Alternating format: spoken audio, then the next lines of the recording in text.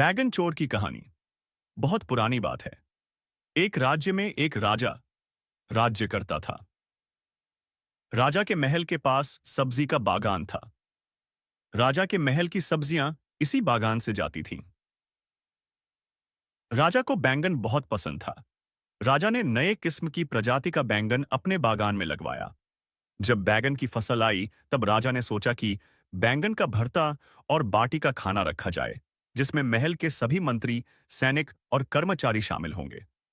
रसोइयों ने बड़े जतन से बैंगन का भरता और बाटी बनाई।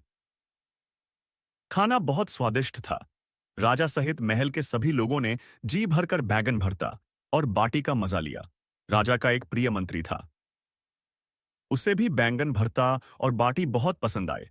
उसने कुछ खाना अपने घर के लिए भी रख लिया। मंत्री जब अपने घर पहुंचा तो उसने खाना अपनी पत्नी को भी चखाया। ऐसा से ये मंत्री की पत्नी को भी बैंगन भरता और बाटी बहुत पसंद आए। खाना खत्म हो गया, किंतु उसका जीन है जय सिक्स जी नहीं भरा। मंत्री की पत्नी ने मंत्री से कहा, "स्स, मुझे बैंगन भरता और बाटी बहुत पसंद आए। मुझे राजा के महल के यही बैंगन ला देना, तो मैं भी भरता बना लूंगी और हम जी भरकर बैंगन का भरता और बाटी खाएंगे।" मंत्री को पता था कि राजा को बैंगन बहुत पसंद है और अगर कोई महल से बैंगन की चोरी करता है तो राजा उसे कठोर सजा दस।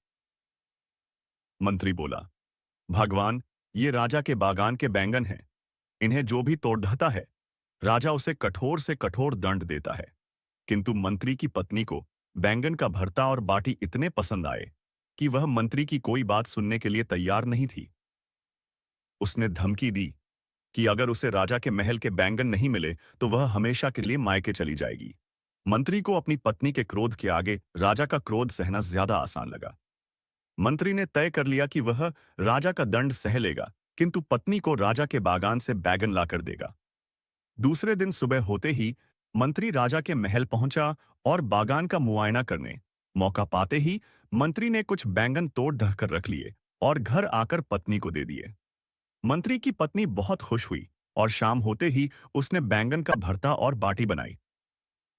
बैंगन का भरता बहुत ही स्वादिष्ट था। दोनों ने जी भरकर खाना खाया। मंत्री की पत्नी बोली, हमने तो खाना खा लिया, किंतु हमारा बेटा छत पर सो रहा और वह भी भूखा है। उसे भी स्वादिष्ट बैंगन का भरता और बाटी खिलते हैं। मंत्री बोला, अगर हमने अपने बेटे को बैंगन का भरता खिला दिया तो यह बात राजा तक पहुंच जाएगी, क्योंकि हमारा बेटा कभी झूठ नहीं बोलता और वह सब सच बतला देगा। मंत्री के बार बार माना करने पर भी उसकी पत्नी नहीं मानी। मजबूरन मंत्री अपने बेटे को जगाने छत पर गया और उसके चालाक दिमाग में एक युक्ति सूझी। मंत्री छत पर पानी ले गया और अपने बेटे के ऊपर पानी इस तरह से डाला मानो बरसात हो रही है। मंत्री ने अपने लेड डिदके को जगाया और बोला, बेटा, बहुत तेज बारिश हो रही है, अंदर चलो। मंत्री अपने बेटे को लेकर नीचे चला गया और उसके कपड़े बदलकर बैंगन का भरता और बाटी खिलाई। खाना लखडीदे को भी बहुत स्वादिष्ट लगा। दूसरे दिन राजा को यह बात पता लगी कि कोई उसके महल के बैंगन चोरी कर ले गया।